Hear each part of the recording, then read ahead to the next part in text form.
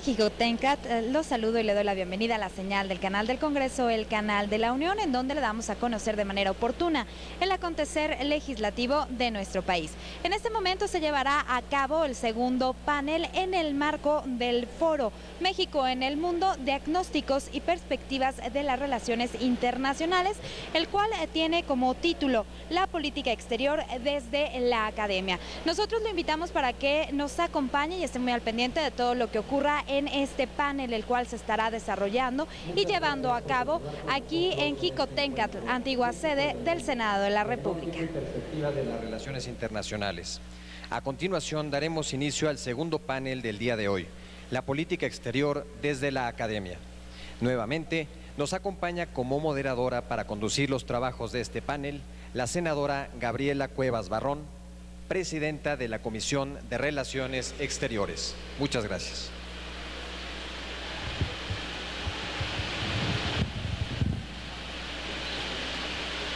Muchas gracias a todas y a todos, primero por venir, pero también por quedarse, porque sabemos que no es la hora más sencilla. Antes de iniciar, quiero darle la bienvenida al senador Luis Sánchez, quien es vicepresidente del Senado de la República.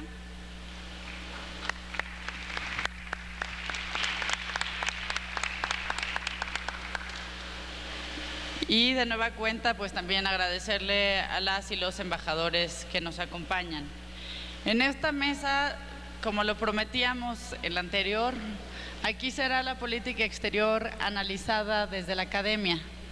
Sin duda un enfoque que me parece primero de lo más interesante, pero que va a ser hasta más fresco de lo que podamos aportar los políticos que ya estamos muy escuchados.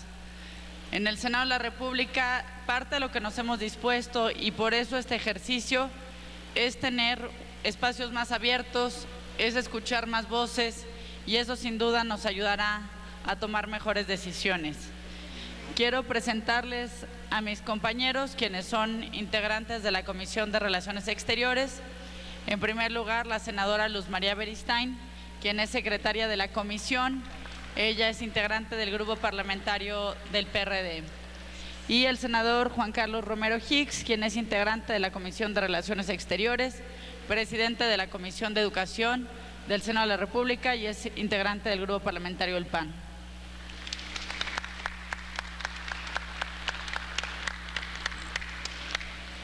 Por el lado de la academia, déjenme decirles que tenemos puro presentador de lujo.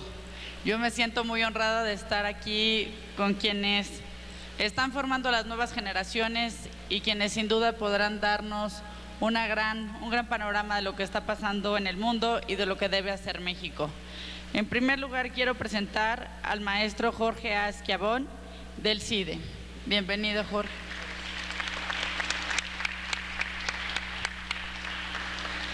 En segundo lugar, al doctor Rafael Fernández de Castro Medina, del ITAM, alma mater.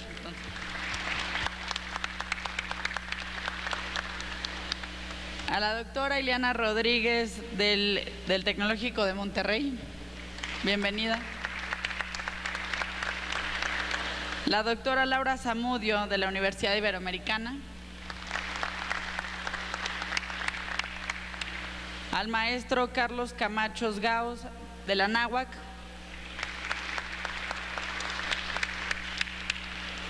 Y a Consuelo Dávila Pérez, presidenta de la Asociación Mexicana de Estudios Internacionales, AMEI.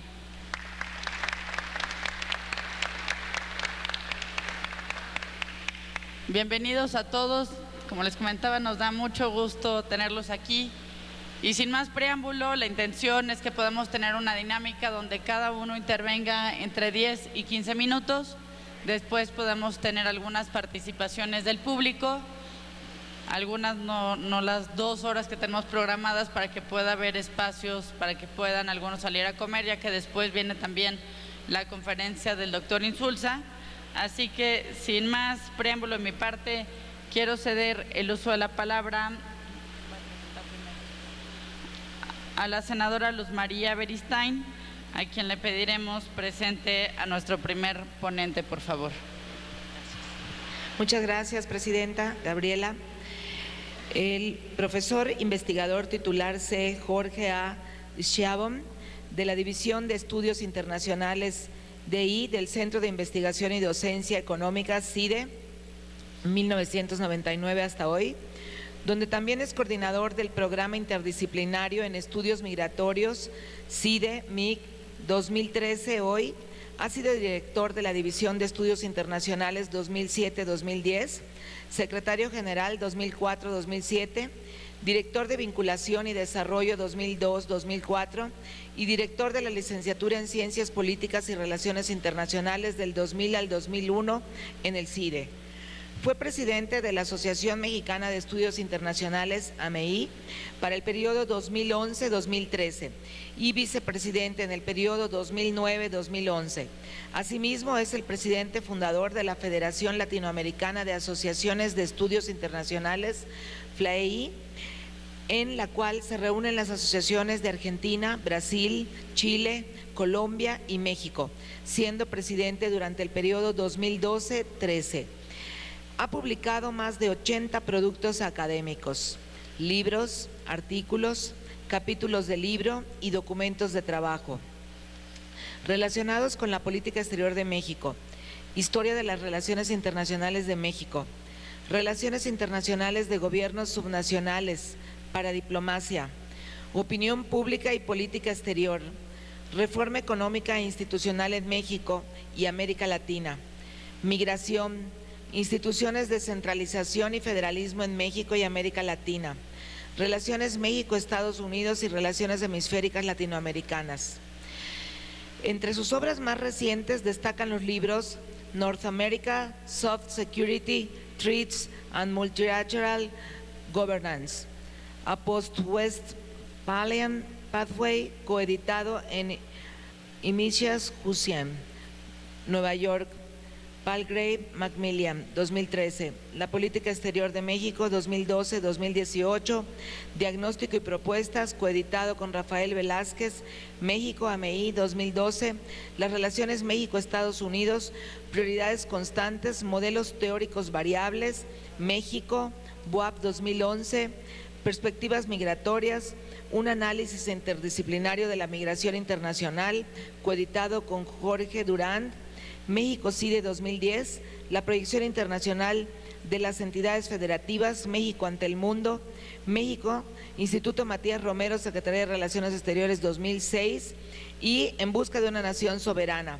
Relaciones Internacionales de México, siglos XIX y XX, coeditado con Daniel Spencer y Mario Vázquez Olivera, México CIDE y Acervo Histórico Diplomático SRE 2006 y los artículos Substate Diplomacy in Mexico, The Hague Journal of Diplomacy, 2010, The Central Local Division of Power in the Americas and Renewed Mexican Federalism, All Institutions, New Political Realities, International Journal of Constitutional Law, en 2006. Es licenciado en Relaciones Internacionales por el Colegio de México, maestro en Ciencia Política por la Universidad de California en San Diego y candidato a doctor en Ciencia Política y Relaciones Internacionales por la misma universidad. Su email es jorgechabon@cide.edu. Bienvenido. Senadoras, senador, queridos colegas académicos, es un honor y un privilegio, querido público, estar aquí para conversar desde la academia qué creemos que debe de ser una política exterior de Estado. Yo personalmente creo que la política exterior de Estado requiere tender los puentes necesarios para alcanzar acuerdos básicos sobre las prioridades de México en el ámbito internacional. Y esto implica la creación de consensos entre diferentes actores políticos, sociales, económicos y académicos en los temas fundamentales para la nación. Por eso celebro muy ampliamente y agradezco la invitación a este Foro Nacional de Política Exterior para alcanzar este gran objetivo, que México tenga una política exterior de Estado y recupere el posicionamiento como un actor con responsabilidad y relevancia a nivel global. Pero lo que debemos de preguntarnos es cómo debe de ser una política exterior para un gran país como México que verdaderamente represente nuestro poder económico y nuestro poder político a nivel internacional. Bueno, creo que la política exterior debe de ser una palanca para garantizar la seguridad y desarrollo nacionales, cumpliendo 3 objetivos fundamentales. Primero, ante la enorme asimetría de poder que tenemos frente a nuestro vecino del norte, hacia los Estados Unidos, México históricamente ha sabido utilizar su política exterior para hacer frente a esta hegemonía estadounidense, manteniendo nuestra soberanía nacional y maximizando nuestros intereses, justamente aprovechando las ventajas comerciales y financieras de ser vecino de la principal economía del mundo, pero al mismo tiempo protegiendo los derechos de nuestros connacionales en el exterior. Segundo, si México quiere ser un actor relevante a nivel internacional, primero tiene que empezar por su vecindario. Y a lo que me refiero en ese sentido, para ser potencia media a nivel global hay que ser líder en nuestra propia región. Y México ha sabido comprometerse responsablemente con los temas latinoamericanos, ejerciendo liderazgo, muy particularmente, como ya nos decían los 2 cancilleres que usaron la palabra en el panel anterior, en Centroamérica y en el Caribe, y esto nos hace relevantes a nivel internacional, fortaleciendo nuestra posición en el mundo y también como interlocutor y puente hacia otras regiones como Europa, Asia, Pacífico, África y Medio Oriente. Y también dentro del grupo de potencias constructivas que ahora se construye, que es MICTA. De ahí no es sorprendente que México sea el segundo país con red de tratados de libre comercio más extenso a nivel internacional.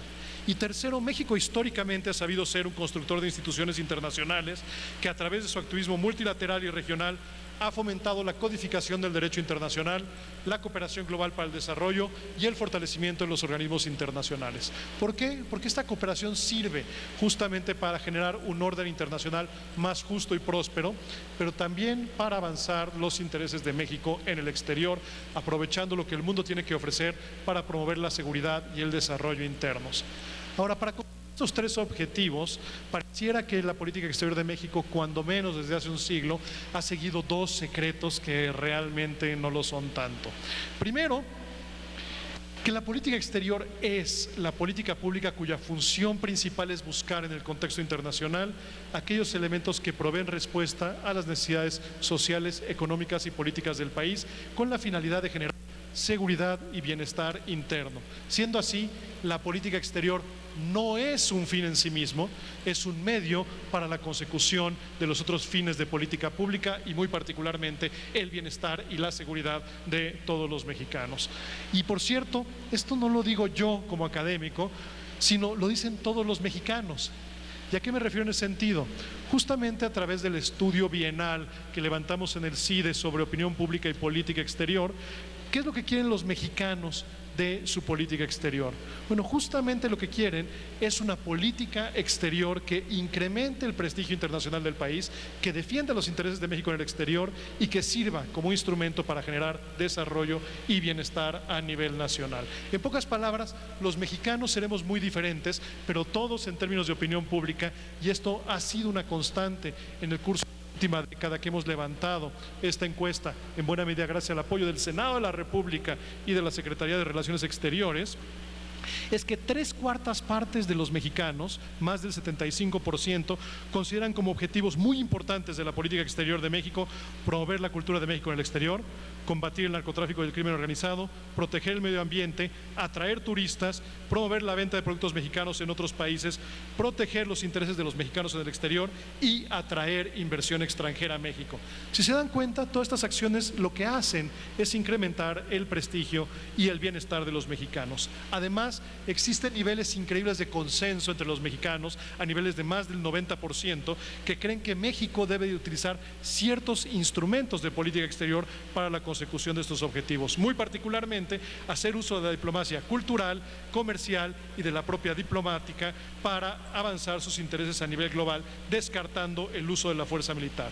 En pocas palabras, hay un claro mandato para la Cancillería mexicana, pero también para la instancia que debe supervisar a la política exterior de México, es decir, al Senado de la República, con respecto a cuáles son esos objetivos y cuáles son esas áreas de política exterior que los mexicanos queremos. Y en una democracia, las políticas públicas deben de seguir las preferencias de la mayoría, y la política exterior es una política pública, y por lo tanto, en un país democrático como México, la política exterior debería de seguir estas preferencias de nuestros connacionales. El segundo secreto y aquí voy a parafrasear a un político mexicano de la década de los 70 del siglo pasado: una política exterior pobre es una pobre política exterior. Y a lo que me refiero en ese sentido es que si los mexicanos queremos tener una política exterior acorde a nuestro tamaño, a nuestra importancia política, a nuestra importancia económica, tenemos que invertir en política exterior. Lo decía en la pregunta que hacía a los cancilleres en el panel anterior, que los miembros del Servicio Exterior Mexicano en número siguen siendo los mismos que hace 40 años. En 1975 teníamos 1.200 miembros del Servicio Exterior Mexicano. Hoy en día tenemos exactamente los mismos 1.200. Sin embargo, la importancia de México en el mundo ha crecido de manera exponencial. Hoy en día, no sé si ustedes lo sepan, pero 2/3 partes del Producto Interno Bruto de este país están directamente relacionadas a las importaciones y exportaciones de México, es decir, a nuestra relación con el exterior. Tenemos a 32 millones de personas de origen mexicano viviendo en los Estados Unidos, 12 millones de ellas nacidas en México, 6 a 7 millones de manera irregular. Tenemos, por lo tanto, que invertir en política exterior si queremos tener una mejor y más eficiente presencia de México en el mundo. Ahora, esto va de la mano en que tenemos que hacer también una planeación mucho más efectiva, mucho más eficiente y mucho más transparente del ejercicio de los recursos en materia de política exterior, para asegurarnos de que estos recursos invertidos son justamente eso, una inversión y no un gasto. Tener una política exterior más activa, y ahí sí recae dentro de las responsabilidades del legislativo, muy particularmente de la Cámara de Diputados, quien define el presupuesto, pero del Senado, quien a final de cuentas es la contraparte dentro del poder legislativo de este país, para asegurarnos de que estamos invirtiendo en una política exterior. En pocas palabras, tenemos que romper la pésima inercia de que en los últimos 15 años el presupuesto de la Cancillería se ha visto disminuido en términos reales de manera consistente en las últimas 3 administraciones. Y por último, también, si queremos ser un actor con responsabilidad global, tenemos que invertir, como lo decían también los excancilleres, en la cooperación internacional para el desarrollo. Es increíble que contemos con una gran agencia como la Agencia Mexicana de Cooperación Internacional para el Desarrollo, la cual todavía no hayamos dotado los recursos financieros para justamente hacer de nuestra política exterior una política de inversión en aquellas áreas y en aquellos temas que nos convienen para promover los intereses de México. Siendo así, simplemente quisiera cerrar diciendo que hoy es el momento de hacer grandes cambios para fortalecer a la política exterior de México. Nuestro país merece y le conviene tener una política exterior que refleje su capacidad, su prestigio y su importancia a nivel internacional de manera fidedigna, siendo, como históricamente ha sido, una gran inversión y no un gasto en beneficio de todos los mexicanos. No más políticas exteriores pigmeas, no más desinversión en política exterior. Hay que invertir en tener la política exterior que un país del tamaño, de la importancia y de la relevancia que nuestro país tiene, debe de tener a nivel internacional. Muchísimas gracias.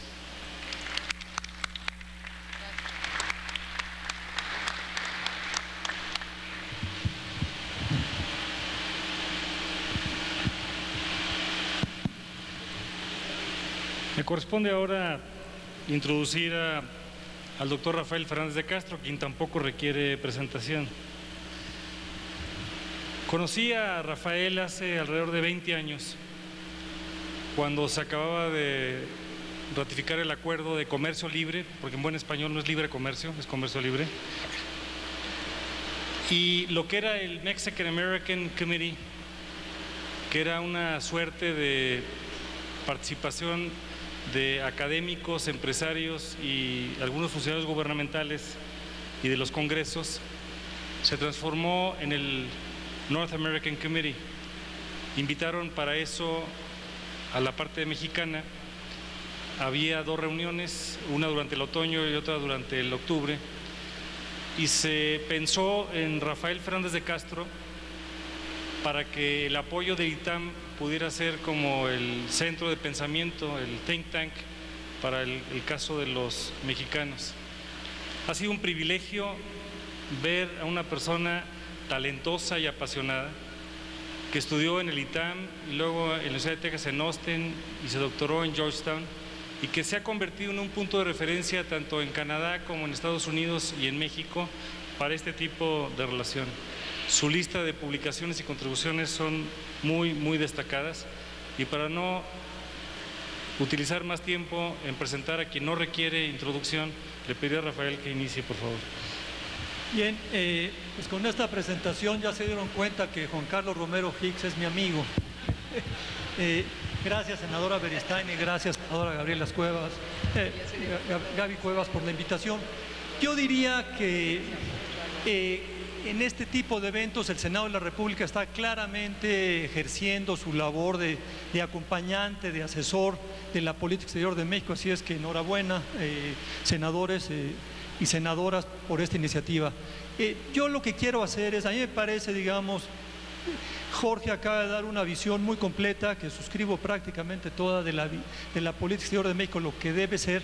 Yo quisiera, como estamos en el tercer año del gobierno del presidente Peña Nieto, empezar a hacer una evaluación de dónde estamos. Me parece que es un buen momento, todavía quedan casi 4 años de sexenio, me parece que es un buen momento para hacer una evaluación de qué se ha logrado. Entonces, ¿qué propuso el presidente Peña Nieto? ¿Qué propuso el canciller Meade? Yo diría, se fue forjando una agenda en estos 2 años bastante ambiciosa de política exterior, que yo resumiría en 4 grandes elementos. El primero era una política exterior, una diplomacia mexicana al servicio de las reformas que ha hecho este gobierno, al servicio de las reformas estructurales.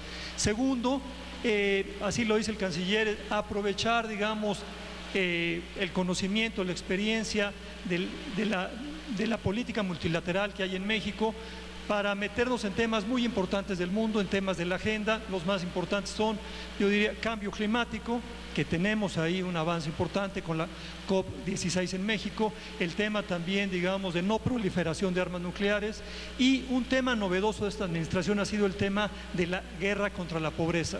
Medidores institucionales me parece algo novedoso.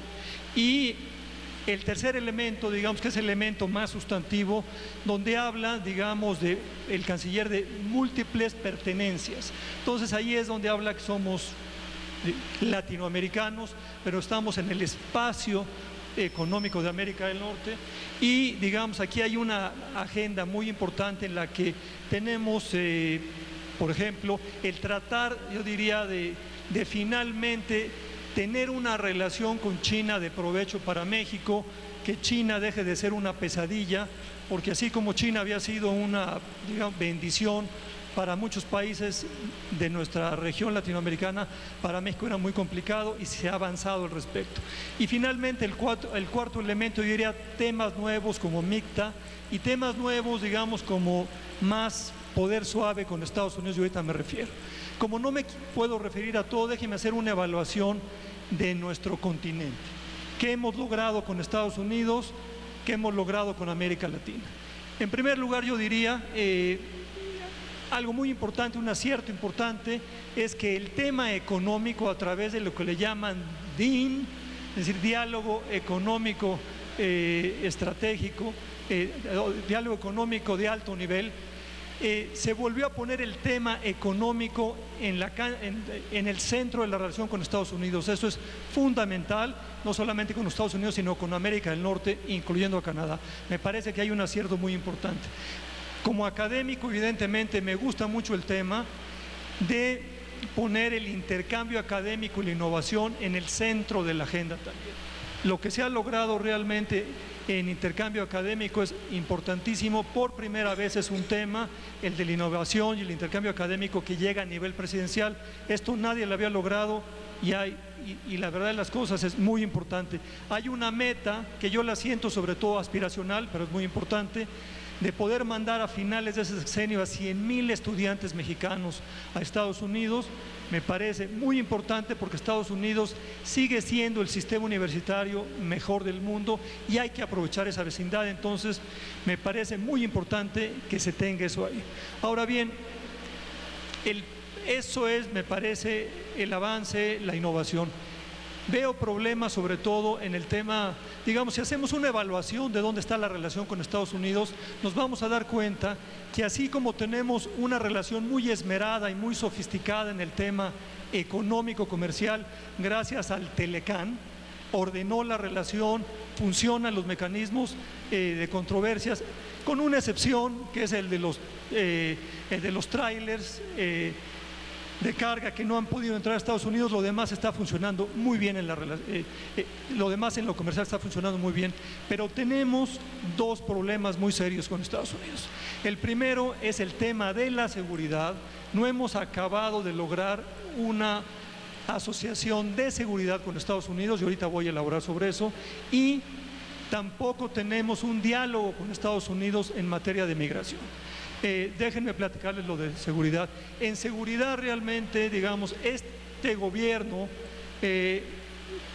tenía tres prioridades. Yo les diría que acabamos el sexenio de Felipe Calderón con un México con miedo. El 60% de los mexicanos, según datos del PNUD, pensaba que la seguridad se había empeorado en México. Más o menos el 15% de los mexicanos decía que había cambiado de domicilio por problemas de violencia, y más o menos el 54%, esa era la pregunta, decía no querer salir de noche. Es una cifra espantosa. Cifra del PNUD de 2012 por la violencia en México. Entonces, así toma el presidente Peña Nieto el país, y básicamente tenemos, digamos, tres temas que hace Peña Nieto. El primero es cambiar la narrativa, dejar de hablar de violencia. Segundo, mejor coordinación, yo diría centralización en la Secretaría de Gobernación. Y número tres es el tema de la prevención, y se crea una subsecretaría de prevención. Las cosas iban más o menos bien, y desde luego el episodio de Ayotzinapa cambia completamente el escenario nacional e internacional. Y aquí, digamos, lo que estamos viendo es que justamente no acabamos de forjar una asociación de seguridad con los Estados Unidos. ¿Qué nos falta con Estados Unidos? ¿Por qué no están funcionando las cuestiones de seguridad? Déjenme mencionar 4 temas, y esto me parece esencial. Si no tenemos seguridad ciudadana, si nuestros hijos no pueden salir a la calle, no pueden ir a la escuela solos, no hay nada. Entonces me parece que tenemos que hacer de la seguridad ciudadana una prioridad, y hay 4 elementos importantísimos a mejorar con Estados Unidos en nuestra relación con ellos. Primero, y lo más importante, tenemos que alinear los objetivos con Estados Unidos. Seguimos teniendo distintos objetivos. Para Estados Unidos, el grueso de la ayuda sigue siendo para interdicción, para que las drogas no entren a Estados Unidos, y para debilitar a los cárteles de la droga o las llamadas organizaciones de tráfico de drogas. Evidentemente, el tema para México, la prioridad para México debe ser la seguridad de las y los mexicanos. Aunque no es muy explícito, claramente ese es el objetivo, y me parece que tenemos que buscar alinear los efectivos con Estados Unidos. En segundo lugar, tenemos un problema muy fuerte de institucionalización. Tenemos un problema, a finales de los 90 habíamos creado un grupo de contacto de alto nivel. El presidente Calderón decide romper la regla de oro de la diplomacia mexicana y le pide más dinero a Estados Unidos para combatir el narcotráfico y al crimen organizado. Era una regla de oro porque la regla de oro decía: no le pidas dinero a Estados Unidos, porque si le pides, Estados Unidos te va a revisar, va a haber un escrutinio del Congreso de Estados Unidos, y es algo que no nos gusta a los mexicanos. Sin embargo, lo hizo porque había decidido entrarle con todo a la lucha contra la violencia y el crimen organizado. Logramos la iniciativa Mérida, pero en la iniciativa Mérida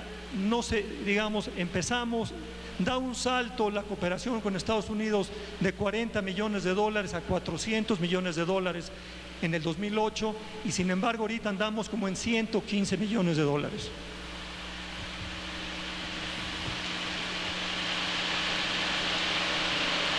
Perdón, estoy un poco ronco y más vale tomar un poco de agua. Entonces, lo que estamos viendo con Estados Unidos es que está hay menos interés por parte de Estados Unidos en ayudarnos, y me parece que no hemos sabido transmitir la urgente necesidad de tener esta asociación con los Estados Unidos. En tercer lugar, tenemos, digamos, un tema muy importante con los Estados Unidos, y es el tema, hay 3 temas que nos preocupan a México y no logramos que Estados Unidos los mete en la agenda. Es el tema, yo diría, del consumo de drogas en Estados Unidos, es el tema del tráfico de armas. Es terrible el tráfico de armas, y hay evidencia que más o menos más del 90% de las armas utilizadas por el crimen organizado viene de Estados Unidos. Y en tercer lugar, tenemos todo el tema de una frontera que los estadounidenses están acostumbrados a revisar de sur a norte y no de norte a sur. Es decir, nos siguen llegando armas, nos sigue llegando precursores químicos y nos sigue llegando mucho dinero en efectivo y mucho lavado. Ahí tenemos un tema del mayor interés con Estados Unidos. Déjenme ir brevemente a América Latina. Yo diría que había 3 grandes elementos en la relación con América Latina. Lo primero es priorizar Centroamérica, porque son los vecinos, y ahí a Centroamérica se habló y se prometió que íbamos a hacer un gasoducto, se ha prometido una frontera sur más segura, y se ha prometido también mayor cooperación en infraestructura, sobre todo carretera. Me preocupa mucho, y lo quiero decir, digamos, con toda su fuerza, que hayamos prometido un gasoducto que para Centroamérica es de la mayor importancia, sobre todo ahora que no están recibiendo, digamos, el subsidio petrolero que le daba Petrocaribe, y gentes como el presidente de Guatemala, Pérez Molina, ha insistido mucho, digamos, agradecido enormemente a México el tema del gasoducto, y es un tema que en este momento en México por los recortes está en veremos.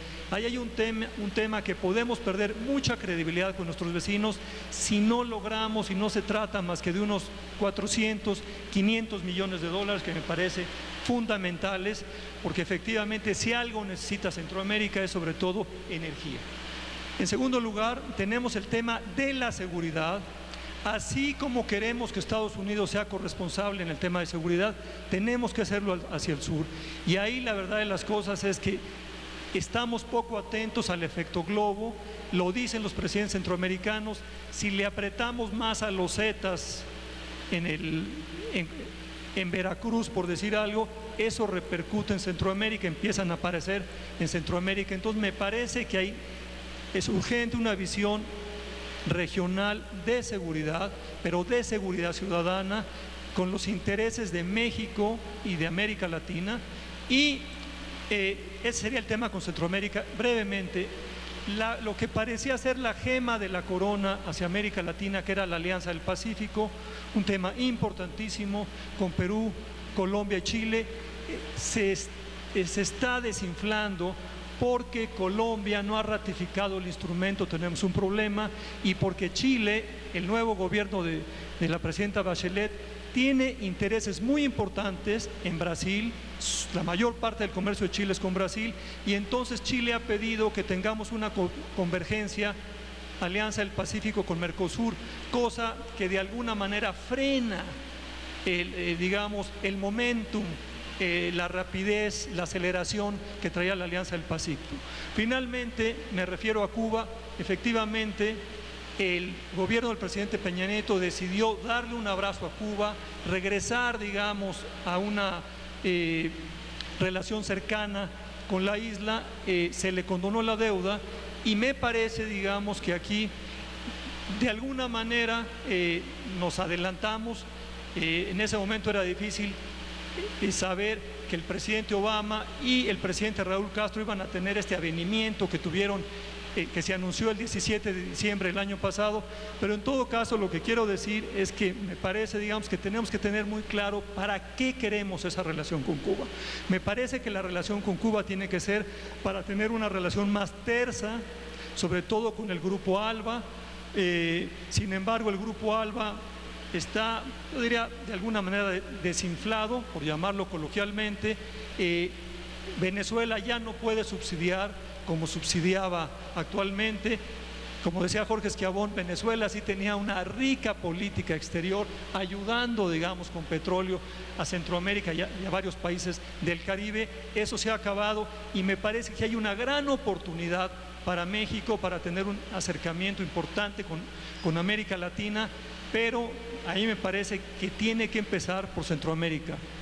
En conclusión, como ustedes verán, hay una política exterior en México muy ambiciosa, hay cuatro grandes familias de elementos, pero si yo tuviera que apostar nada más por priorizar algo en el comportamiento exterior internacional de México, yo priorizaría el tema de la seguridad ciudadana. La inseguridad no es un tema mexicano, es un tema latinoamericano. En 2013, según la Oficina para las Drogas y el Delito de las Naciones Unidas, perdimos a 156,000 latinoamericanos por homicidio. Si eso sigue así, en la próxima década habremos perdido más de 1,5 millones de personas. El país más violento del mundo es Honduras, y América Latina tiene a 7 de los 10 países más violentos del mundo. Me parece que ahí tenemos que hacer la diferencia y me parece que la Cancillería tiene que meterse de lleno al tema de la seguridad ciudadana en nuestra región. Hasta ahí la dejo, Gabriela. Muchas gracias.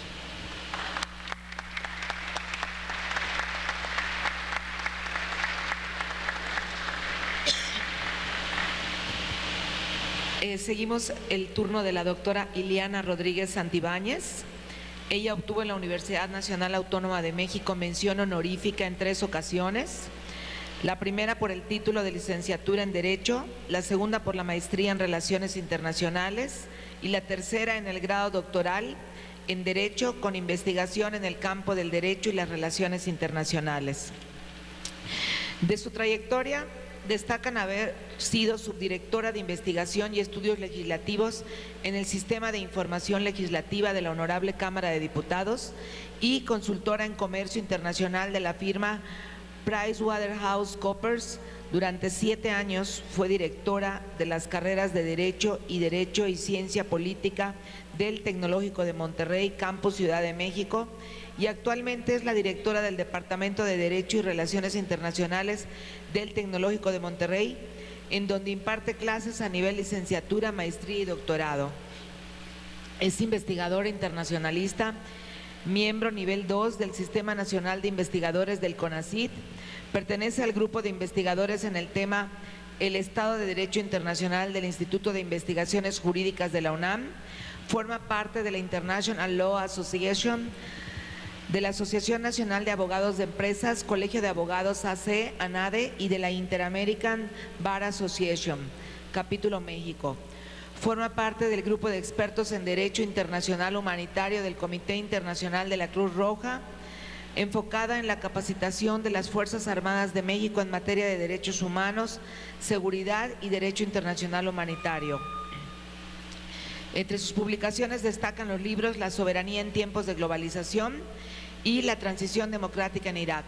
Ha publicado en obras como Tratados Internacionales, Nuevas figuras jurídicas del derecho mexicano, Problemas actuales del derecho internacional público y Aportaciones de Bobbio para el estudio del derecho internacional, en Bobbio Centenario, entre otras de sus publicaciones. Es articulista y analista internacional. Bienvenida, Ileana. Bueno, pues muchas gracias a todos ustedes. Quiero agradecer al Senado de la República y a la Comisión de Relaciones Exteriores de esta invitación y por supuesto a mis colegas aquí presentes también agradecerles su atención. Es un tema muy interesante y solamente en uno de los ponentes he escuchado el tema de derechos humanos, que es muy importante en la política exterior de este país.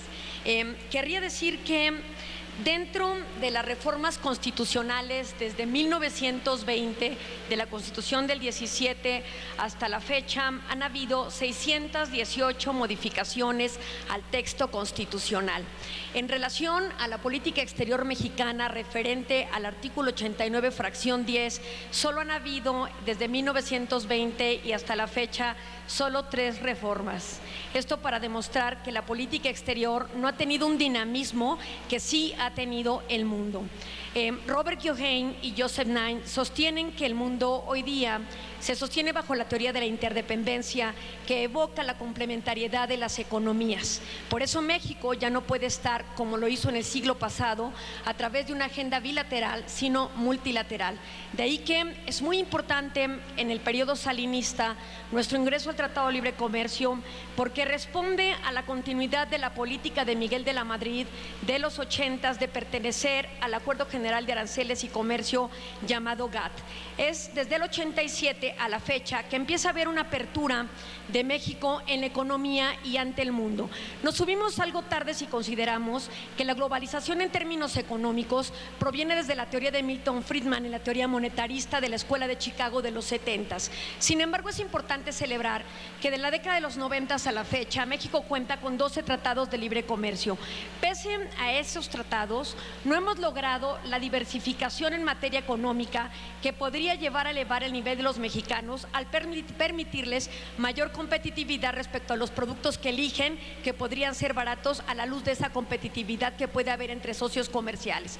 Hemos seguido teniendo una tendencia muy importante respecto a la dependencia de la economía norteamericana, y no es cosa menor por la frontera que compartimos, pero también es importante atender el sur. El sur, Guatemala, hoy este pequeño país fronterizo, posee una población de 30 millones de habitantes, lo cual supone no solamente un riesgo desde el punto de vista de flujos migratorios, sino un reto económico para colocar productos mexicanos en esa economía. En este sentido, la Secretaría de Relaciones Exteriores y otras dependencias involucradas, como la Secretaría de Economía, tendrían que estar atendiendo también el sur desde el punto de vista económico. Hay que señalar también que desde el punto de vista estamos analizando la política exterior desde la academia, razón por la cual no puedo dejar de citar algunos autores importantes. Cuando hablamos, por ejemplo, del poder y la interdependencia en un mundo en transición, Robert Keohane y Joseph Nye hacen un análisis muy importante de lo que es el poder duro y lo que es el poder blando. El poder duro es a través de la demostración militar. Por ejemplo, cuando Corea del Norte hace casi 2 años anunció que quizás haría un ataque nuclear hacia los Estados Unidos, que no hizo, Estados Unidos logró movilizar sus tropas a Canberra, Australia.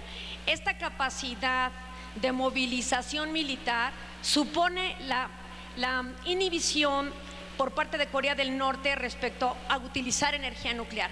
Ese ejemplo ilustra lo que es el poder duro, es decir, la persuasión a partir del efecto militar. México no posee un poder duro, porque no somos un país bélico y mantenemos el principio de la no intervención, es correcto.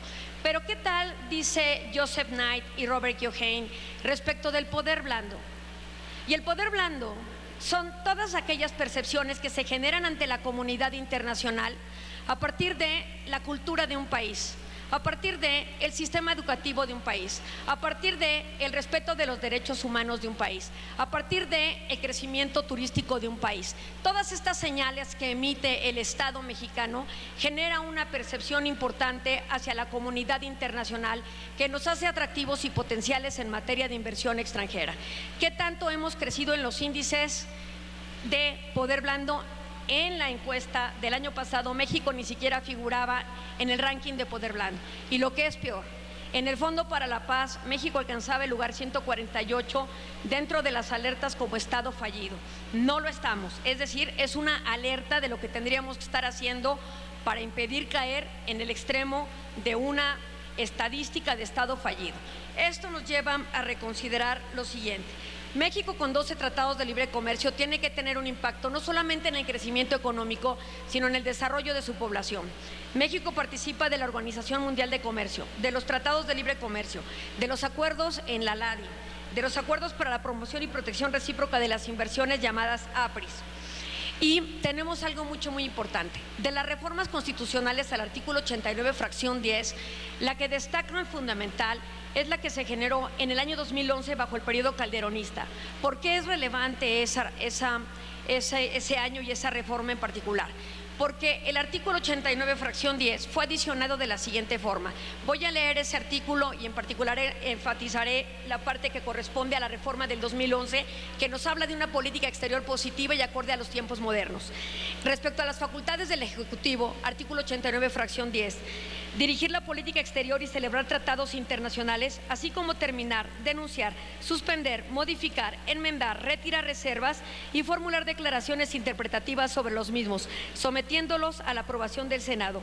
En la conducción de tal política, el titular del Poder Ejecutivo observará los siguientes principios normativos: la autodeterminación de los pueblos, la no intervención, la solución pacífica de controversias, la proscripción de la amenaza o el uso de la fuerza en las relaciones internacionales, la igualdad jurídica de los estados, la cooperación internacional para el desarrollo, y esta es la novedad del 2011 en política exterior: el respeto, la protección y promoción de los derechos humanos y la lucha por la paz y la seguridad internacional. Esto va de la mano a la modificación del artículo 1 constitucional, párrafo 2, que establece y dirime la discusión del artículo 133 constitucional, donde se jerarquiza que respecto de la Constitución está el resto del ordenamiento, como tratados, leyes federales, leyes generales y demás ordenamientos.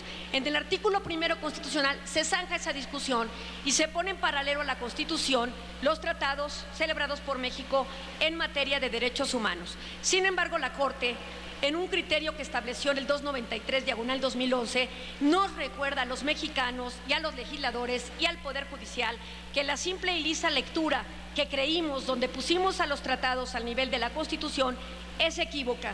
El Pleno nos dice que los tratados, aún en derechos humanos, están por debajo de la Constitución, generando un bloque de regularidad, pero no un bloque constitucional como el Tribunal de Estrasburgo. ¿Qué tendríamos que hacer?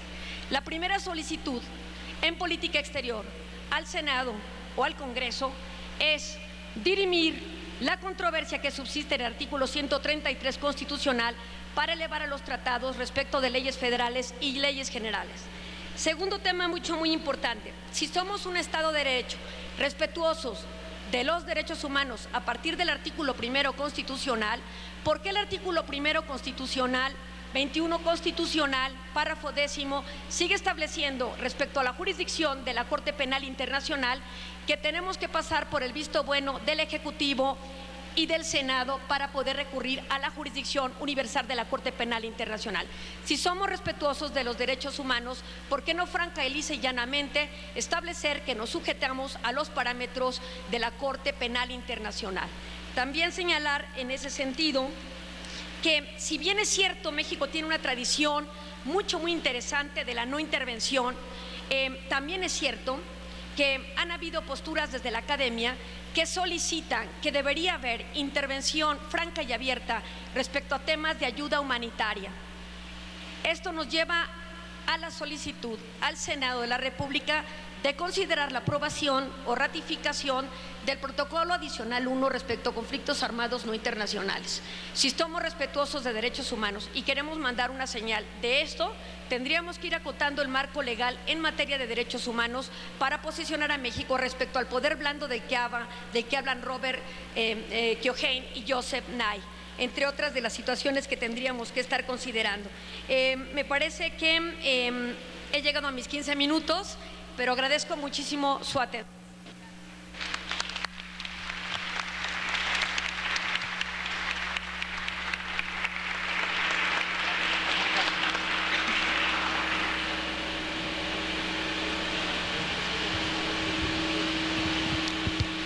La próxima intervención estará a cargo de doña Laura Zamudio González. Ella actualmente dirige el Departamento de Estudios Internacionales de la Universidad Iberoamericana. Tiene su formación académica en Historia en la Universidad Nacional, en Economía y Política Internacional en el CIDE y en Ciencias Sociales en la propia Universidad Iberoamericana. Tiene una experiencia muy diversa en la docencia y en la investigación en la Universidad Nacional, en la Universidad Autónoma Metropolitana, en la Universidad Tecnológica de México, y se ha destacado, entre otros muchos aspectos en sus publicaciones, en el tema de las aportaciones teóricas en procesos de implementación de acuerdos de paz. Vamos a escuchar ahora a doña Laura Zamudio, por favor. Muchas gracias, buenas tardes. Agradezco al Senado y a la Secretaría de Relaciones Exteriores por esta invitación, particularmente a la senadora Gabriela Cuevas. Para mí es un gusto estar aquí, es la primera vez que me dirijo a ustedes y que participo en un foro de esta naturaleza. Mi participación aquí va a ser bastante modesta debido a que mi trayectoria también lo es, pero básicamente me voy a referir a un aspecto de la política exterior que tiene que ver con los organismos internacionales. Esos organismos como la ONU y la OEA que también conocemos, pero sobre todo a esos otros organismos como la Organización Mundial de Aduanas, a la Corte Permanente de Arbitraje y a la Organización Internacional del Trabajo, que posiblemente no sean tan conocidos por todos nosotros. Me parece que una reflexión sobre estos organismos nos va a permitir entender algunos de los, yo diría, huecos que existen en la política exterior de nuestro país en este momento. De entrada, mi diagnóstico es que existe una gran falta de información sobre estos organismos y sobre la estrategia que México realiza en el interior de estos organismos.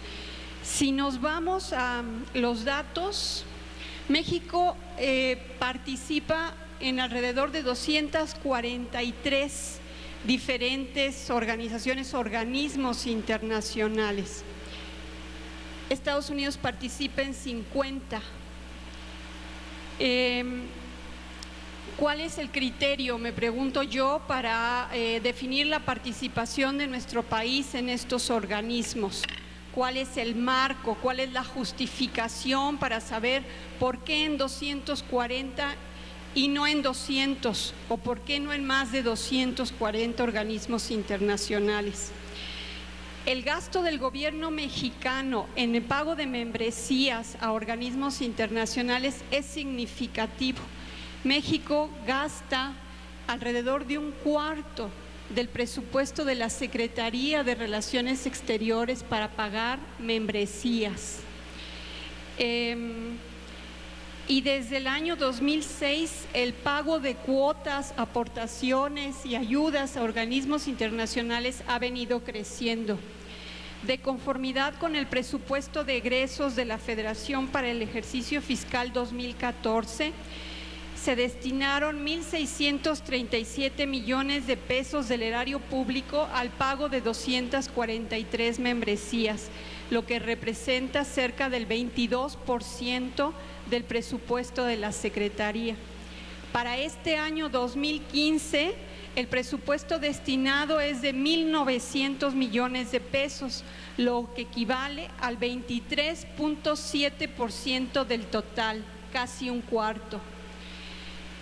Por otro lado, en el análisis evolución 2006-2012 del presupuesto autorizado por la Secretaría de Relaciones Exteriores en su memoria documental, se reconoce que el incremento en materia de contribuciones a organismos internacionales del 2006 al 2012 fue del 96.7%.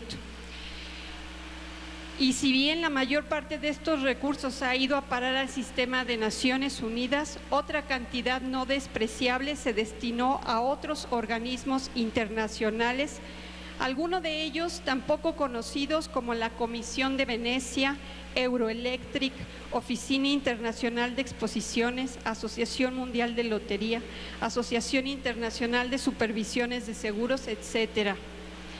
Posiblemente todas estas membresías sean importantes, pero el hueco que existe es que no tenemos información sobre por qué participamos en ellas y qué obtenemos de beneficios como país al pagar.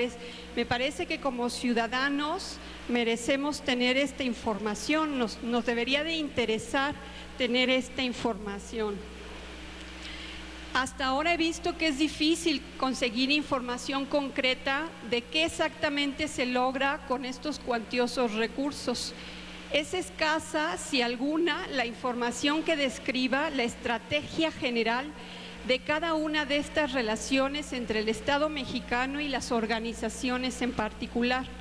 En la prensa, con esta escasa información, saltan a conclusiones fáciles. Se está gastando demasiado en algo que no sirve. Pero tal vez sea un error. La importancia de las organizaciones internacionales es creciente y sería muy grave no contar con una estrategia clara ante estos actores fundamentales y crecientemente preponderantes. Una mirada al escenario internacional deja ver que, en efecto, los organismos internacionales gubernamentales y no gubernamentales están obteniendo cada vez mayor influencia. De conformidad con la Unión de Asociaciones Internacionales, que es un centro de documentación e investigación sobre organizaciones internacionales con sede en Ginebra, cada año emergen un promedio de 1.200 nuevas organizaciones. Durante el siglo XX aparecieron 33.000 nuevas organizaciones no gubernamentales y 597 organizaciones gubernamentales. En lo que va del siglo XXI han emergido cerca de 5.000 organizaciones internacionales no gubernamentales nuevas y cerca de 600 organizaciones internacionales gubernamentales. Un crecimiento extraordinario que además ha venido acompañado de una mayor longevidad.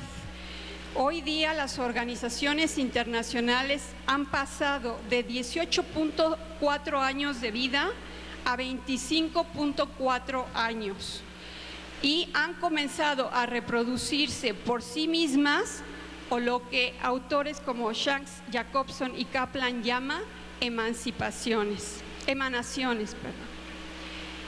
En el ámbito académico, este surgimiento de las organizaciones internacionales nos ha tomado por sorpresa.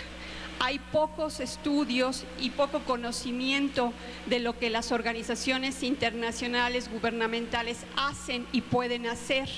Por lo general ha privado una visión estadocéntrica en donde las organizaciones internacionales no son vistas más que o como instrumentos de actores poderosos o como foros donde los estados pueden tratar de atender, conversar sobre temas particulares. Sin embargo, en la década de los 90 ha comenzado a emerger toda una literatura que nos habla de organizaciones internacionales con mayores capacidades, organizaciones que tienen no solamente intereses propios, sino autoridad legal y poder.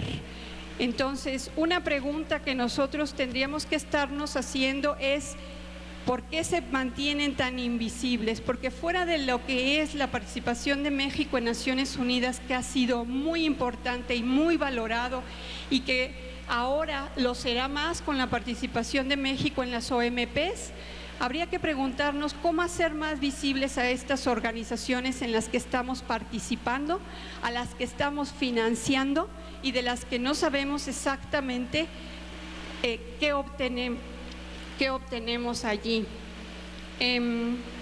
Entonces, a partir de este contexto, yo en realidad les traigo más preguntas que respuestas. Dos serían mis preguntas para el Senado y para la Secretaría de Relaciones Exteriores. ¿Qué beneficios obtiene nuestro país del pago de membresías a organismos internacionales? ¿Y cuáles pueden ser las estrategias de política exterior inteligentes, transparentes, explícitas para relacionar a México en este escenario fundamental de relaciones con organizaciones internacionales? Hablando de responsabilidades y obligaciones, me parece desafortunado que ni el Ejecutivo ni el Legislativo hayan explicado a los ciudadanos por qué debemos participar en estas instancias y, peor aún, ¿por qué debemos financiarlas? ¿Por qué en estas y no en otras? ¿Quién definió que eran pertinentes los temas que manejan? Y lo más importante, ¿cómo es que estas organizaciones están atendiendo un problema público? Porque en el entendido de que los problemas públicos son Es una de las razones por las que estamos aquí y es lo que da cuerpo a la política pública y de Estado. Si nos atenemos al hecho de que la Constitución mexicana establece que es el Poder Ejecutivo el encargado de celebrar tratados internacionales y el Senado el encargado de ratificarlos, en el caso de la firma de organizaciones internacionales, ¿quién es realmente el encargado de rendirnos cuentas? Finalmente, me gustaría suscribir las peticiones que bueno, ya se han venido haciendo también desde algunas de las comisiones del Senado, en el sentido de que es muy importante que conozcamos cómo se toman y cómo se estructuran los votos dentro de estas organizaciones, qué juegos está realizando ahí nuestro país y qué estrategia. Por lo tanto, me parece que los grandes retos de la política exterior en esta arista son, uno, tener más información sobre estas organizaciones y el papel que México tiene, y dos, definir una estrategia de actuación, de decisión y de voto al interior de estas organizaciones. Yo tengo la impresión, eso es hipótesis, de que estas organizaciones pueden trabajar en redes y por lo tanto la participación de México con una estrategia bien estructurada podría estar impactando a través de redes la política exterior mexicana y no solamente tener una visión de organizaciones desarticulada y aparentemente desordenada. Entonces, bueno, yo básicamente lo dejaría hasta aquí, agradezco mucho su atención y estoy a sus órdenes.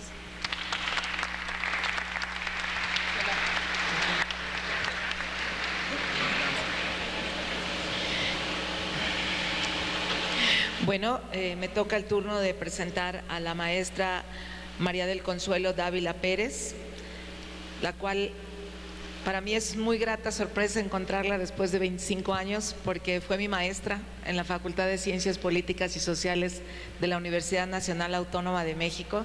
Una excelente maestra, muy querida. Tenía 25 años de no verla y ahora que la veo está igualita. Muy querida por toda la comunidad estudiantil de Relaciones Internacionales de la Facultad de Ciencias Políticas de la UNAM. Bienvenida, maestra. Bueno, Consuelo es desde luego licenciada en Relaciones Internacionales de la Facultad de Ciencias Políticas de la UNAM. Es maestra por equivalencia reconocida por la Dirección General de Incorporación, Revalidación de Estudios de la UNAM. Tiene diploma de estudios a profundidad, posgrado en Europa del siglo XX. Es candidata a doctora, División de Estudios de Posgrado de la Facultad de Ciencias Políticas y Sociales de la UNAM. Tiene diplomado sobre Estados Unidos de la Universidad de California, Campus La Joya, Centro de Estudios México-Estados Unidos. Diplomado sobre la acción exterior y las políticas de la Unión Europea, Facultad de Derecho, Universidad Complutense. Ha tomado varios seminarios de Relaciones Internacionales y Política Exterior de México. Entre sus líneas de investigación está siempre presente la política exterior de México, desde luego, las relaciones México-Estados Unidos, regionalismos comparados, la Unión Europea y el Telecam. Tiene varias publicaciones, artículos en revistas especializadas, capítulos de libros, antologías. Destacan Perspectivas de la Política Exterior de México 2006-2012, Antología de la Política Exterior de México, coordinado con José Cabra, Rosa Isabel Gaitán, y bueno, una serie de libros que también ha coordinado ella, y entre ellos está La Nueva Relación de México con América del Norte, 2 tomos coordinado con Eliezer Morales de México en la UNAM en 1994. Dirige muchas tesis, ha revisado más de 14 tesis presentadas en examen profesional para optar por el grado de licenciatura en Relaciones Internacionales y actualmente se encuentra dirigiendo 8 tesis registradas en la unidad de titulación del CRI. Tiene una gran y vasta experiencia profesional como profesora en la licenciatura y el posgrado en Relaciones Internacionales en las materias de política exterior y ha sido coordinadora de la licenciatura en Relaciones Internacionales de nuestra facultad de 1996 a 2000 y de 2007 a 2008. Bueno, creo es bastante más todo lo que tengo aquí de información de la maestra Consuelo Dávila, pero mejor le dejamos el micrófono para que ella nos hable de las relaciones internacionales. Gracias, bueno, muy buenas tardes. Yo quiero también iniciar agradeciendo la amable invitación que me han hecho para participar en este importante seminario, México en el Mundo, Diagnóstico y Perspectivas de las Relaciones Internacionales, que está organizado por el Senado y por la Secretaría de Relaciones Exteriores. Yo también celebro que este seminario sea organizado por dos poderes de la Unión.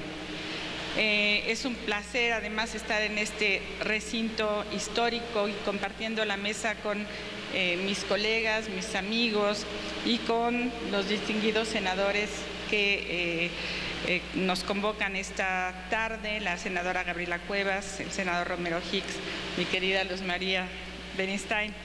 Bien, para iniciar quisiera subrayar un primer elemento que me parece fundamental para entender la política actual de México y que tiene que ver con la vinculación muy estrecha que existe entre la política interna y la política exterior.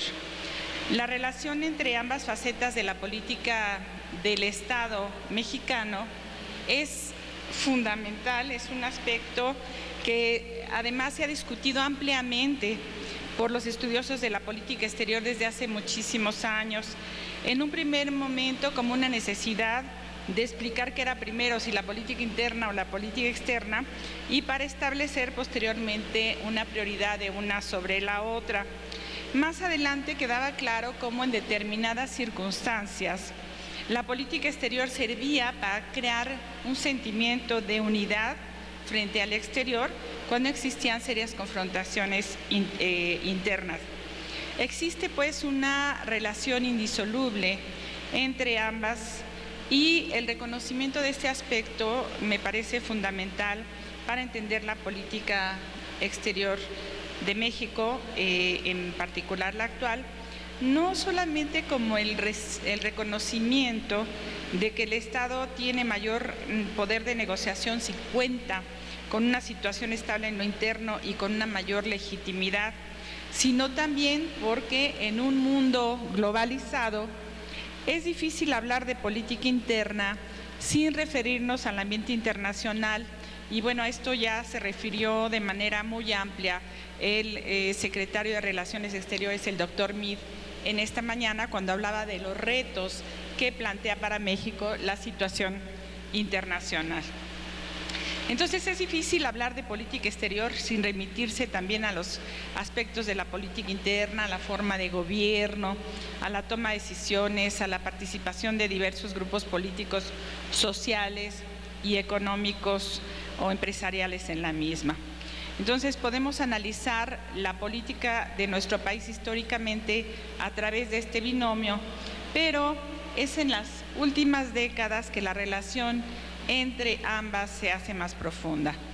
Como un antecedente cercano, de manera muy breve, podemos recordar cómo el tema de la democracia y la seguridad a los cuales ya se han referido quienes me han antecedido en la palabra, han tenido referentes fundamentales en ambos ámbitos de la política mexicana. Por ejemplo, para el gobierno del presidente Fox, como ya se mencionaba, el tema de la democracia fue esencial. En un primer momento se habló del bono democrático, que causó muchas expectativas dentro y fuera de México.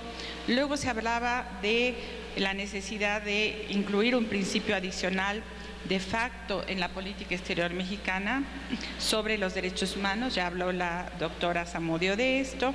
En fin, los discursos presidenciales tocaban el tema de la democracia y por primera vez México solicitaba a nivel internacional que se incluyeran cartas democráticas en foros internacionales. Como ejemplo tenemos la Cumbre de las Américas.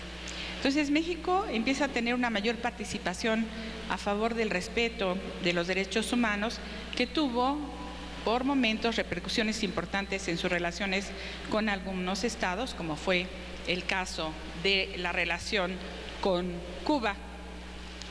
Finalmente, como señalaba también la doctora Zamudio, el 10 de junio de 2011 se incluye este octavo principio a la Carta Magna. Durante esos años se manejaba entonces que el carácter democrático dotaba de una mayor legitimidad y fuerza de negociación al Estado mexicano en sus acciones externas. Otro tema que puede ser ejemplo también de la relación de este binomio es el tema de la seguridad, que también ya mencionaba Rafael Fernández de Castro, cómo a partir del 2001 se modificaron las perspectivas de la política exterior mexicana cuando la política exterior norteamericana se dirigió de manera prioritaria a la lucha contra el terrorismo, al combate del eje del mal y a la famosa guerra preventiva. En este nuevo contexto, México también se vio obligado a entrar en la dinámica de esta lucha antiterrorista y en la búsqueda de la seguridad continental. En 2005 se hablaba, por ejemplo, del ASPAN, del famoso ASPAN, del Acuerdo para la Prosperidad y la Seguridad de América del Norte, y en 2006 de la Iniciativa Mérida. La relación entonces con Estados Unidos giraría en torno a la seguridad, lo que se vinculaba a nivel interno con la lucha contra el crimen organizado que desplegaba abiertamente el gobierno mexicano. Entonces, en este ámbito se observaba también una coincidencia plena entre la política interna y la política exterior, centradas ambas, por supuesto, en el tema de la seguridad. Ahora, ¿qué sucede cuando en 2012 triunfa nuevamente un gobierno del PRI? Surgieron muchas expectativas sobre el manejo de los efectos de la crisis económica global, de la violencia, de la inseguridad, de la pobreza y de la desigualdad. Los retos más importantes que se observaron en un primer momento fueron, como ya se ha mencionado, el desplazar el tema de la seguridad como eje de la política exterior, el reducir la violencia y también modificar la imagen que México tenía en el mundo. Entre otras razones, por supuesto, para que nuestro país volviese a ser atractivo para las inversiones y el turismo. Por ello fue fundamental, fue muy importante el acuerdo del gobierno con los principales partidos de oposición, el Pacto por México, que ha sido ampliamente valorado dentro y fuera de nuestro país como una gran posibilidad para que las acciones de gobierno marchasen y no se paralizaran como en la década previa. Y contrastando con las diferencias permanentes que se observaban entre los gobiernos del PAN y las diferentes fuerzas políticas en el Congreso, el Pacto por México abrió muchas expectativas y posibilidades para los acuerdos políticos y que los partidos representados en el Congreso trabajasen conjuntamente en un proyecto de nación tan necesario en ese momento. Los avances que se empezaron a dar en las tempranas propuestas del Ejecutivo al Congreso mexicano de reformas internas como la educativa, la energética, la fiscal y la hacendaria, fueron creando un ambiente favorable para la opinión externa. Y entonces escuchamos hablar del famoso momento mexicano, del Mexican Moment, o del avance del tigre azteca, como se difundió ampliamente en los principales medios de opinión internacionales.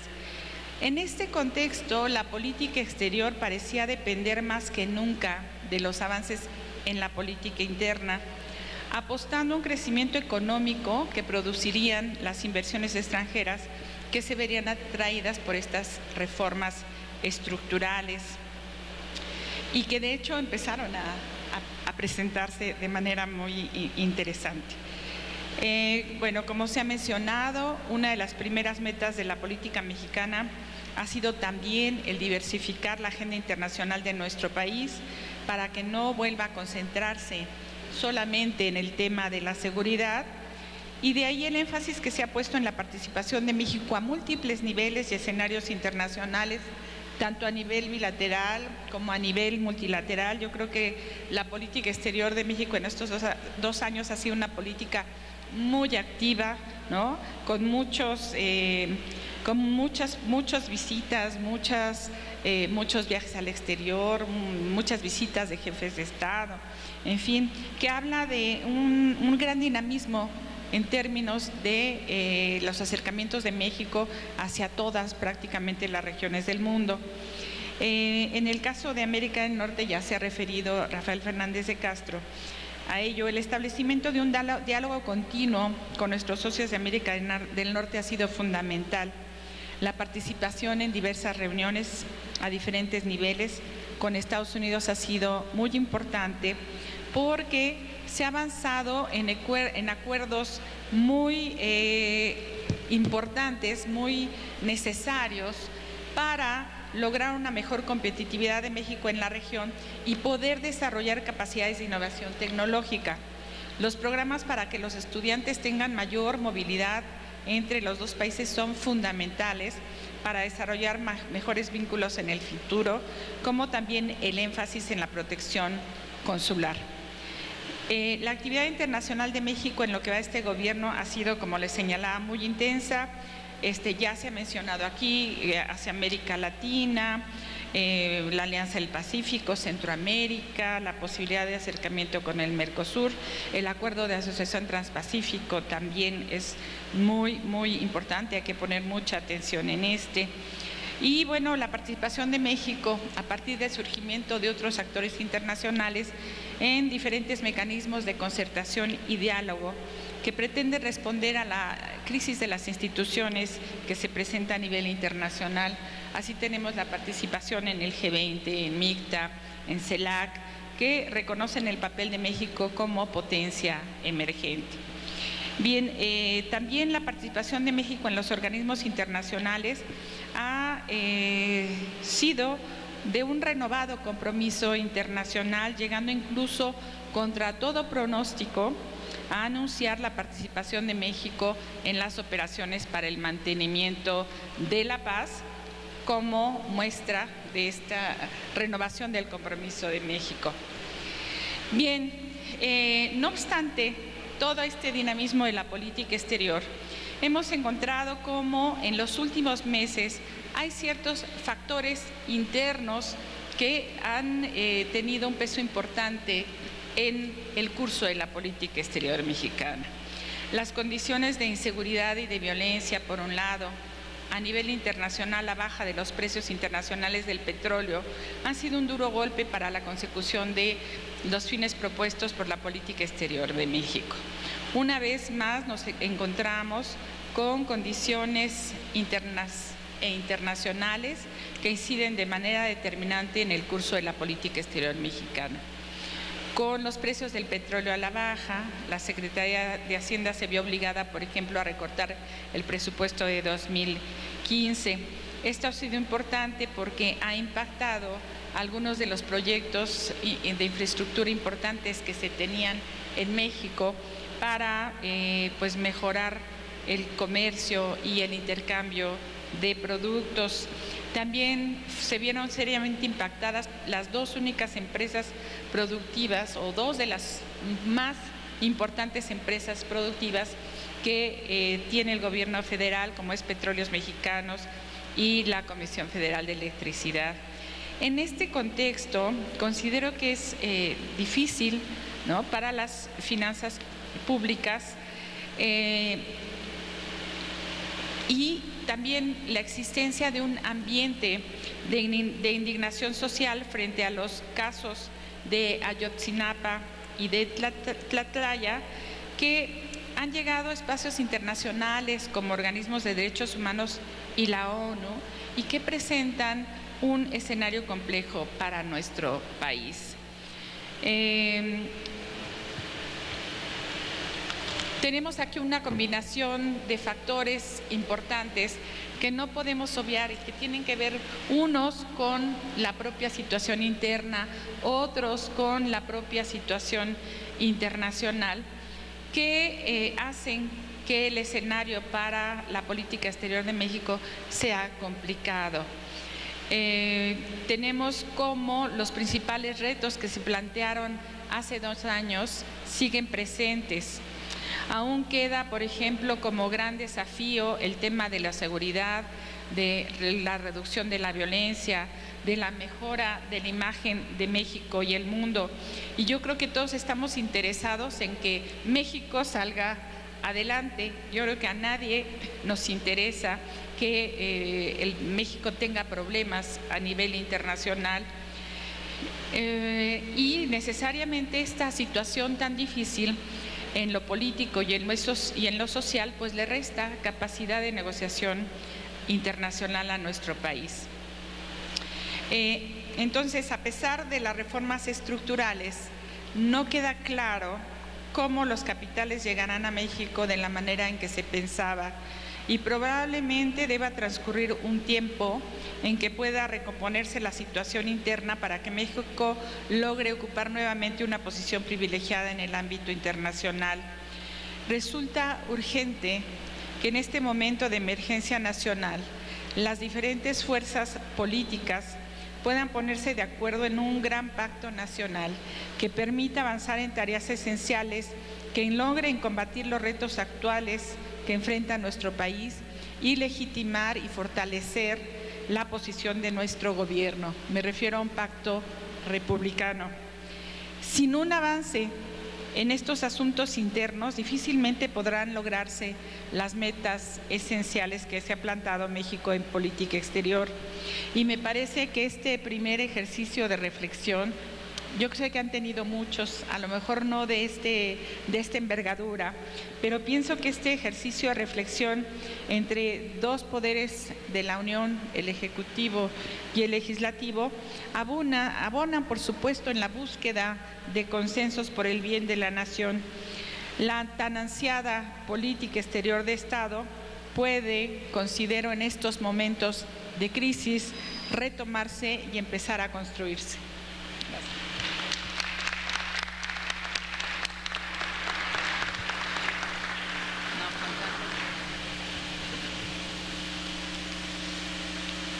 Cierra para esta primera ronda de intervenciones don Carlos Camacho Gaos. Actualmente es el director de la Escuela de Relaciones Internacionales de la Universidad de Anáhuac. Su formación académica es en Economía en el ITAM, de una maestría y una candidatura al doctorado en la propia disciplina en Georgetown. Ha sido subsecretario en Pesca, Turismo, director general de Inversión Extranjera y de Estadística en el INEGI, y participó en la creación del Fonatur. A partir de hace casi 15 años es socio y fundador, director de Pretium Sociedad Civil, que es una empresa de consultoría económica y estrategias, y gran parte de su vocación ha estado en el sector académico. Vamos a escucharlo. Gracias. Muy buenas tardes. Quisiera iniciar no solo agradeciendo, como lo han hecho mis compañeros, colegas universitarios, la invitación a participar en este foro. Yo quisiera sumarme a una felicitación, tanto la que se merece la Secretaría de Relaciones por haber celebrado el primer foro universitario en el mes de noviembre pasado, como la realización de este foro México en el Mundo, organizado básicamente por el Senado de la República con el apoyo de la Cancillería. Realmente el acercamiento a las universidades hace que no solo nos sintamos más útiles, sino que verdaderamente podamos proporcionar de las capacidades y del capital humano que puede ayudar a hacer mejor las cosas. En ese sentido, que no se detenga este esfuerzo en este ejercicio. Creo que todas las universidades aquí presentes, más las otras que no lo están más que dispuestas a ofrecer sus capacidades y conocimientos para la mejor evaluación y la mejor diseño de la política exterior del país, ya sea la que se imagine, diseñe, piense en el Senado, como la que como obligación tiene que desarrollar la Cancillería.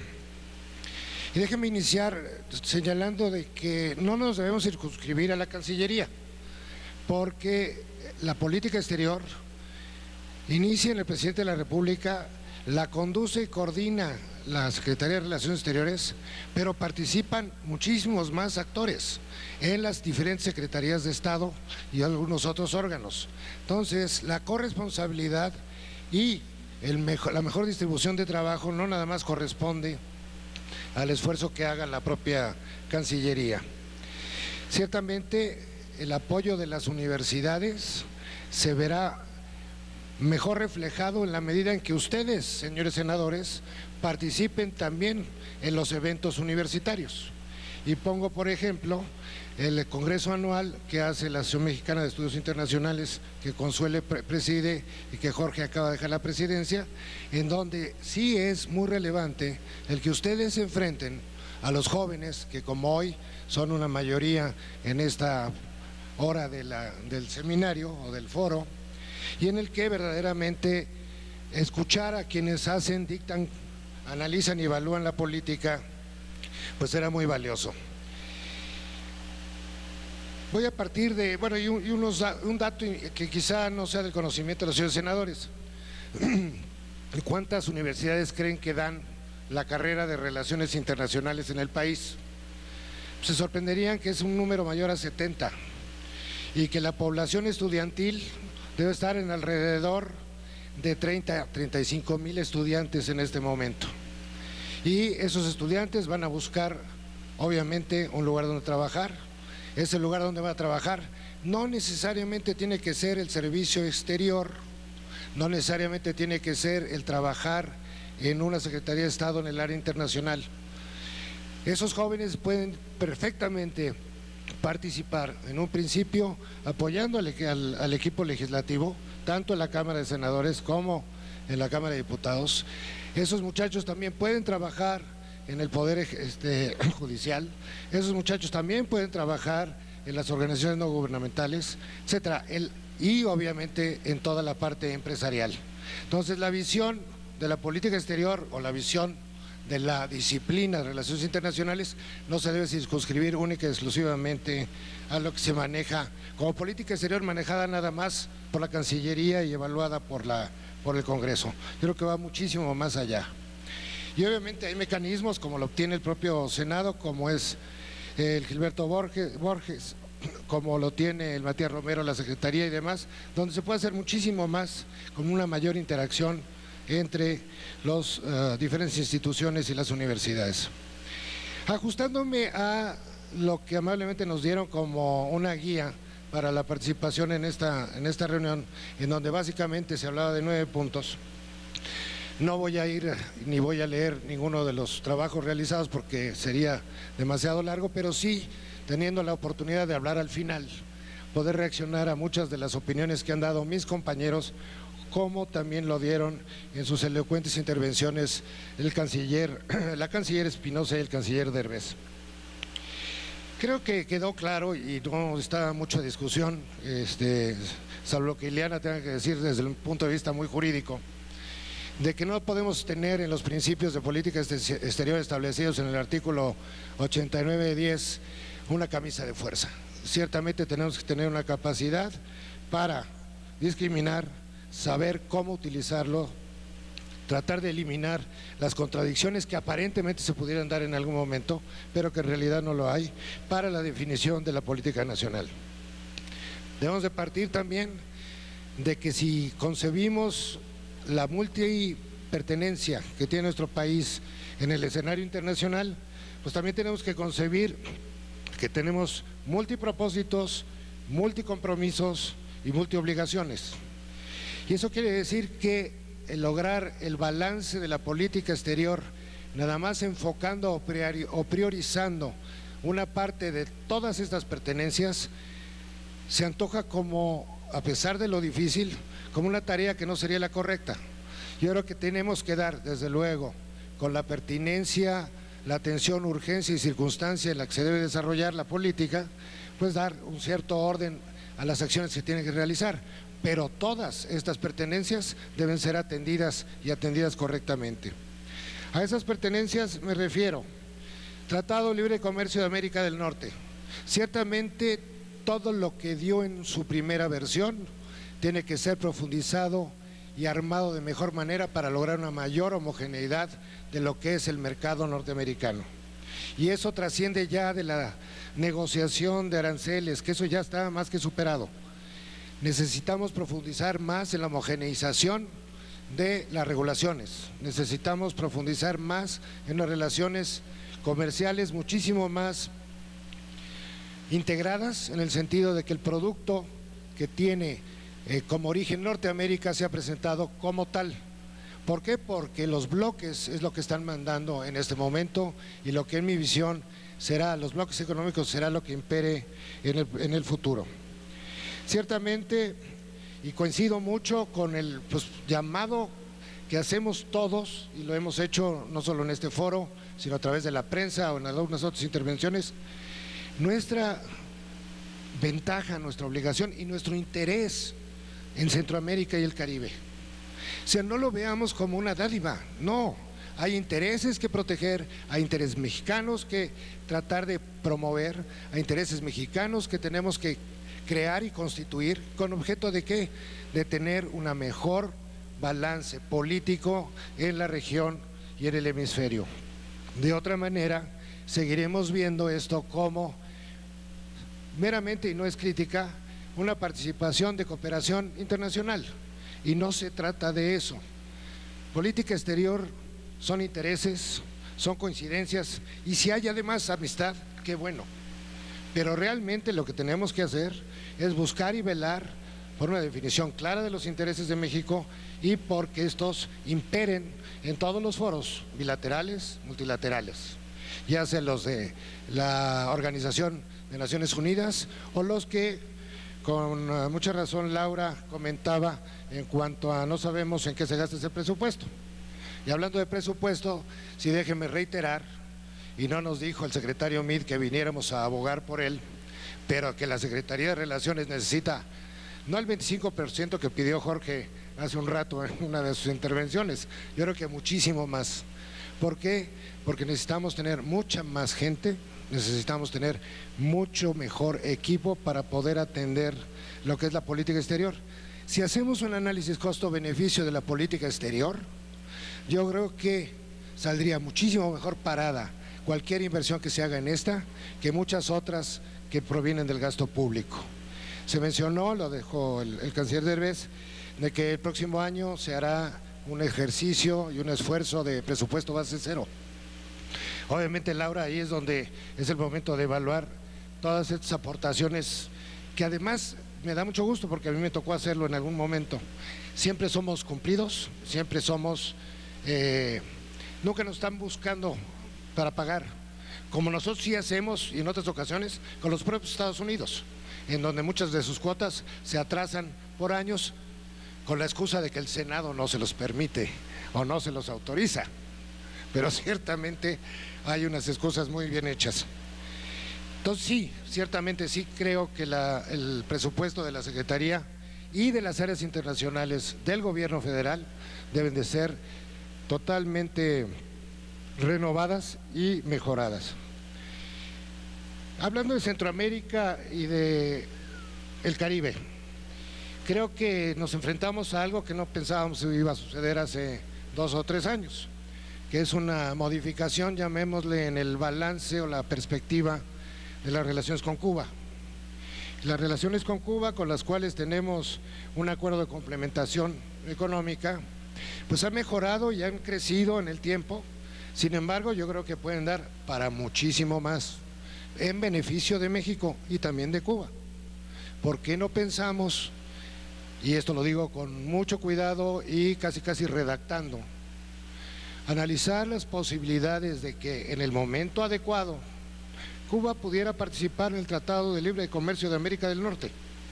Creo que podría ser una herramienta muy útil e importante para México e importante para nuestra posición en la negociación de todo lo que va a suceder en el Caribe y particularmente en el Golfo de México. En el Golfo de México tenemos que ser muy claros de cómo vamos a defender nuestros intereses. En cuanto a Europa, el rediseño del tratado es más que urgente. Con Asia-Pacífico muy pronto tendremos ya la conclusión del Tratado de Transpacífico y ojalá podamos, desgraciadamente las noticias que se nos dan sobre la Alianza del Pacífico no son buenas, ojalá se pudiera recuperar precisamente el espíritu original del mismo. Ahora, en todos estos tratados no es solo el trabajo, y se lo digo básicamente a los jóvenes, no es el trabajo de la Secretaría, no es el trabajo del gobierno, mucho tiene que ver con los intereses económicos privados de asociaciones de productores. Si ellos no le ponen las ganas, si ellos no muestran su verdadero interés, ¿para qué hacemos tratados? Somos muy buenos para hacer tratados. Es más, si nos ponen un campeonato para hacer tratados de libre comercio, yo creo que estaríamos obteniendo la medalla de oro, la de plata por lo menos. Pero ¿para qué queremos los tratados? Son en beneficio de la sociedad mexicana, son en beneficio de los agentes económicos mexicanos y son ellos los que se tienen que comprometer mucho más que lo que hasta ahora ha sucedido. ¿Por qué hemos mantenido esa proporción tan alta de la relación económica con Estados Unidos? Entre muchas otras cosas, porque es mucho más barato y mucho más fácil lidiar con los americanos que hacer una negociación o con Sudamérica o con Centroamérica, y déjenlo ustedes estar, lo que puede ser Europa. Seamos también pragmáticos, hay cosas que realmente se dan por su propio peso. Nunca vamos a lograr equilibrar todos estos tratados en nuestras balanzas comerciales. Vamos a tener que seguir siendo claramente Norteamérica. Y me voy hacia el final, más allá de la negociación en migración, lo que tenemos es que establecer una estrategia de largo plazo en donde no solo seamos nosotros los que negociemos, sino los intereses de México representados en instituciones y personas en los propios Estados Unidos, los que nos permitan realmente poder acceder a un trato que sea el correcto y el justo. No estamos pidiendo que nos regalen las cosas. Finalmente, la relación con el Senado. Yo creo que la relación con el Senado hoy se da un muy buen paso, pero cómo la Secretaría, los cónsules, los embajadores pueden tener mejor relación con el Senado o ustedes conocer mejor lo que sucede en las oficinas del exterior. Pues básicamente ya se pone un ejemplo muy claro con la reunión que hace la Secretaría, la reunión de enero en que trae a todos los embajadores y a los cónsules y donde les da la oportunidad para poder no citarlos a comparecencia, citarlos a una plática, a una charla en la que se comenten tanto los problemas como las dificultades, como los avances que se van logrando en cada una de las oficinas.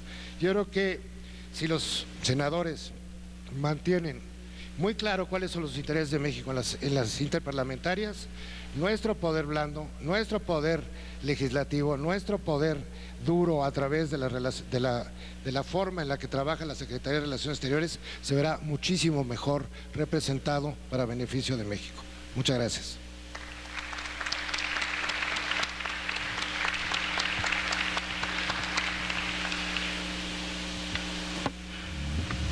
Bueno, dado que todas las exposiciones fueron sumamente interesantes, ni cuenta nos dimos de cuando se nos fue el tiempo, así que ya no hay tiempo para preguntas y respuestas, pero estoy seguro que todos sabemos dónde podemos contactar a estas personalidades, quienes además por tratar con comunidades estudiantiles seguramente revisarán de manera muy frecuente sus correos electrónicos, así que creo que esa podría ser una de las alternativas.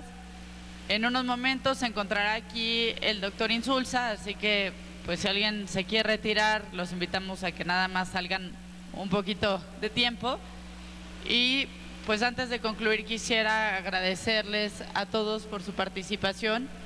Sin duda hay comentarios que provocarían muchas respuestas y que nos dejan con muy buenas ideas, con sin duda compromisos, incluso pudiéramos hablar, por ejemplo, en materia de derechos humanos, temas también a revisar sobre la pertinencia de las organizaciones o a los espacios donde México es parte. Sin duda también la relación entre el Senado y la Secretaría de Relaciones Exteriores, como ya se expuso. Hay muchísimo que tenemos por hacer. La buena noticia es que somos 8 comisiones de Relaciones Exteriores, una de Migración, una de Frontera Norte y una de Frontera Sur, lo cual nos permite especializarnos, nos permite entrar a mucho mayor detalle sobre la agenda de México en el mundo, pero también de la agenda del mundo, de la que México no puede permanecer ajenos o pensar que lo que pasa en otras latitudes no afecta en nuestro país. Muchísimas gracias, les tenemos unos pequeños presentes que le pediría al senador Romero Hicks si me ayuda también aquí a entregar los agradecimientos.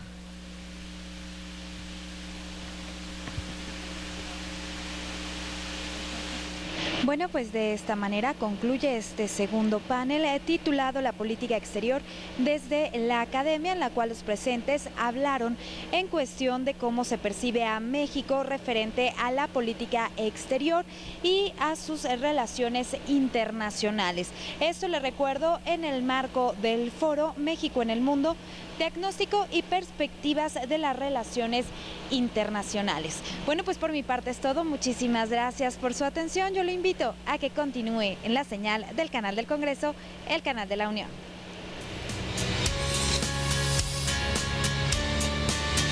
Canal del Congreso, el canal de la Unión, presentó.